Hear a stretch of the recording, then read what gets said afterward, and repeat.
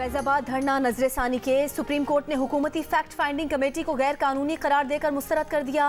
Attorney general को जल्द नया इंक्वायरी कमीशन तश्कील देने की हिदायत। दौरान समाअत चीफ जस्टिस पाकिस्तान ने रिमार्क्स दिए कि हमने पूछा था फैजाबाद धरने का जिम्मेदार कौन था। हुकूमत ने कमेटी का एक भी TOR दुरुस्त नहीं बनाया। हुकूमत चाहती है सबको जिम्मेदार ठहराकर किसी के खिलाफ कार्रवाई न हो। चीफ जस्टिस ने अटॉर्नी जनरल से इस्तफसार किया कि अदालत जानना चाहती है फैजाबाद धरने का मास्टरमाइंड कौन था। बैरून मुल्क से एक शख्स इंपोर्ट करके मुल्क को यरगमाल बनाया गया और फिर वो शख्स वापस लौट गया। लोग कनाडा से यहाँ आकर धरने दें, क्या कोई नहीं पूछेगा? क्या उस शख्स को इंपोर्ट करने का मकसद उस वक्त की हुकूमत को बरतरफ करना था? क्या दोबारा एक शख्स को इंपोर्ट करके मुस्तकबिल में भी खिदमात ली जाएंगी? क्या कनाडा से आए उस शख्स ने अपने टिकट की अदायगी खुद की थी? फैजाबाद धरना केस के फैसले के खिलाफ पहले नजरसानी की 9 दरख्वास्तें आईं, फिर सब ने अचानक वापस ले ली। एहतसाब अदालत ने आसिफ जरदारी समेत 15 मुल्जिमान को ज़ाती हैसियत में तलब कर लिया। ठठा वाटर सप्लाई रेफरेंस में मुल्जिमान को 18 दिसंबर को पेश होने का हुक्म। मुल्जिमान में साबिक सेक्रेटरी एजाज अहमद खान, अली अकबर, एजाज मेमन, अली अकबर अबरो भी शामिल। टनों वज़नी बम गिराकर गजा के सबसे बड़े पनाह गुज़ीन कैंप में फ़लस्तीनियों की नस्ल कुशी। इसराइल ने दर्जनों इमारतों पर मुश्तमिल कैंप खंडर बना डाला। लाशों के अंबार लग गए, अस्पताल जख्मियों से भर गए। औरतों और बच्चों समेत 50 अफराद की लाशें निकाली जा चुकी। 350 जख्मी। हाथों से मलबा हटाकर अंदर दबे अफराद की तलाश करने की कोशिश। दुनिया को अपने मज़ालिम से बेखबर रखने के लिए इसराइल ने फिर गजा की इंटरनेट और फ़ोन सर्विस बंद कर दी। मगरबी किनारे में भी फ़ज़ाई हमला। 2 सहाफ़ियों समेत 4 फ़लस्तीनी शहीद फ़लस्तीनियों की तादाद 8,600 से ज़ायद हो गई। 30,000 से ज़्यादा जख्मी।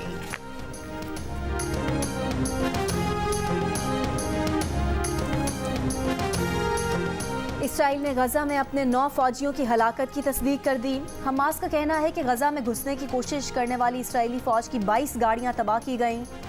हमास की अल-क़स्साम ब्रिगेड ने नए हथियार तारपेजों के इस्तेमाल की भी वीडियो जारी कर दी।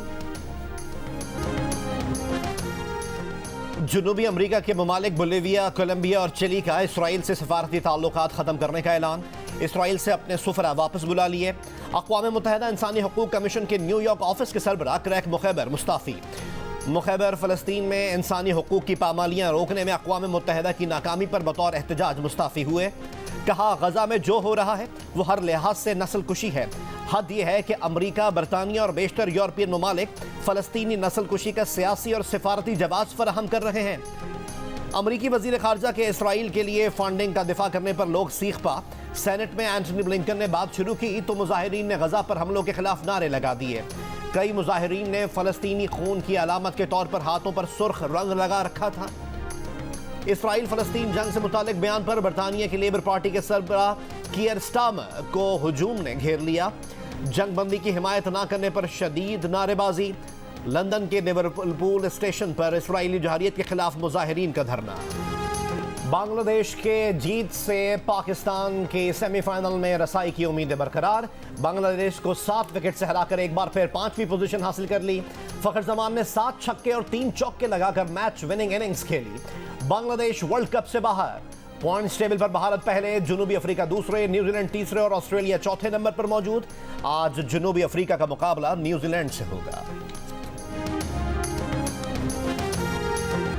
कौमी क्रिकेट टीम के साबिक कप्तान और PCB टेक्निकल कमेटी के साबिक रुकन मोहम्मद हफीज़ PCB चेयरमैन ज़का अशरफ के दिफा में मैदान में आ गए।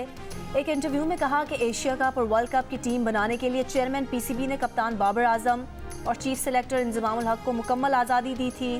चेयरमैन PCB ने टीम के इंतखाब के लिए मैनेजमेंट को हर मुमकिन सहूलत और ताउन फराहम करने की यकीन दहानी भी कराई थी।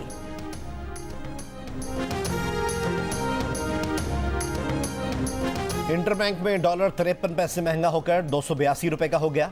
इंटरबैंक में गुज़िश्ता रोज डॉलर 281 रुपए 47 पैसे पर बंद हुआ था।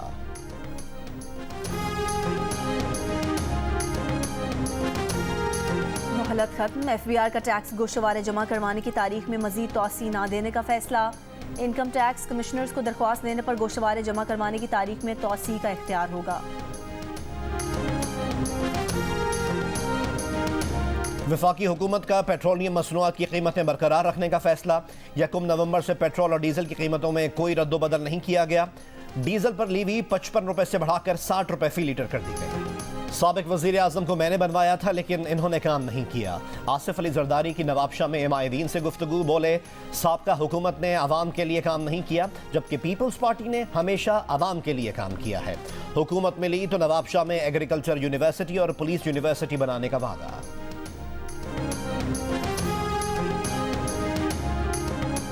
साबिक विफाकी वजीर गुलाम सरवर खान भी तहरीक इंसाफ छोड़ गए। गुलाम सरवर खान की जहांगीर तरीन और अलीम खान से मुलाकात। गुलाम सरवर खान इस्तेहकाम पाकिस्तान पार्टी में शमूलियत का बाज़ाब्ता ऐलान भी करेंगे।